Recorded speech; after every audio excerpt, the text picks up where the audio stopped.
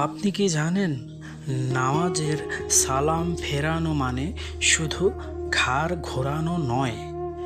এতক্ষণ আপনি ছিলেন আরশের মালিকের সাথে একান্তে। এবার আপনি সেই জগৎ থেকে এই নশ্বর পৃথিবীতে ফিরে আসছেন। কিন্তু আপনি কি একা ফিরে আসছেন, নাকি সাথে করে নিয়ে আসছেন এক মহাজাগতিক শান্তি? আজ সালাম ফেরানোর এমন এক গভীর রহস্যের কথা বলবো, যা শুনলে আপনার শেষ বৈঠকে বসার অনুভূতি বদলে যাবে। রাসূল পাক সাল্লাল্লাহু আলাইহি ওয়াসাল্লাম যখন ডানে এবং বামে সালাম ফেরাতেন, তখন তিনি বলতেন, আসসালামু আলাইকুম ওয়া রাহমাতুল্লাহ। আপনি কি জানেন আপনি তখন কাকে সালাম দিচ্ছেন? আপনি সালাম দিচ্ছেন আপনার ডানে এবং বামে থাকা ফেরেশতাদের।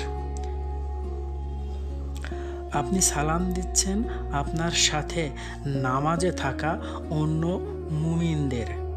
ফেরেশতারা আপনার এই সালামের উত্তর দেয়। একটু ভাবুন, নূরের তৈরি ফেরেশতারা আপনার জন্য শান্তির দোয়া করছে। আপনি কি সেই পবিত্র উপস্থিতি অনুভব করতে পারছেন? সালামের অর্থ হলো আপনার উপর শান্তি বর্ষিত হোক। আপনি যখন নামাজ শেষ করছেন, আপনি আসলে জগৎকে প্রতিশ্রুতি দিচ্ছেন, আমি নামাজ থেকে শান্তি নিয়ে ফিরছি, আমি কারো ক্ষতি করব না। কোরআনে আল্লাহ বলেছেন, নিশ্চয়ই নামাজ অশ্লীল ও মন্দ কাজ থেকে বিরত রাখে। এই সালাম ফেরানো হলো সেই অঙ্গীকারের সিলমোহর।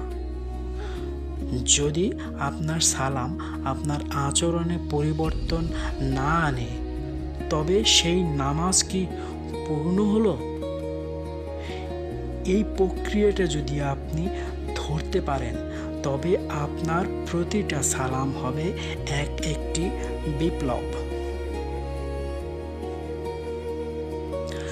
একজন আশেক যখন তার মাশুকের কাছ থেকে বিদায় নেয়, তার মন কি চায় ফিরে আসতে?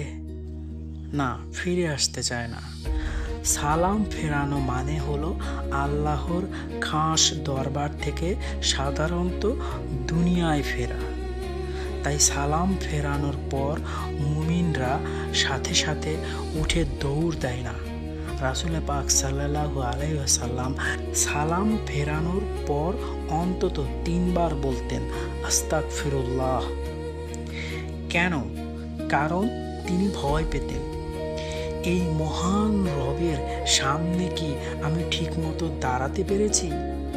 এই বিনয়টুকুই হলো আপনার নামাজের আসল ওজন। হয়তো এই সালামটাই আপনার জীবনের শেষ সালাম।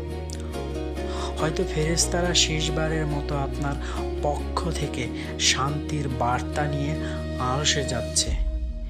কেন এত অস্থিরতা? কেন সালাম ফিরিয়েই ফোনের দিকে হাত বাড়ানো?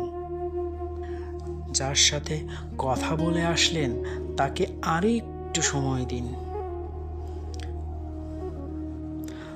পরের বার যখন ঘাড় ঘোরাবেন, অনুভব করবেন আপনি ফেরেশতাদের সাথে মুসাফা করছেন।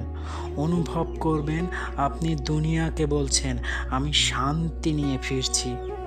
এই ছোট্ট ভিডিওটা যদি আপনাকে সালামের মর্যাদা শেখায়, তবেই আমার এই বলাটা সার্থক।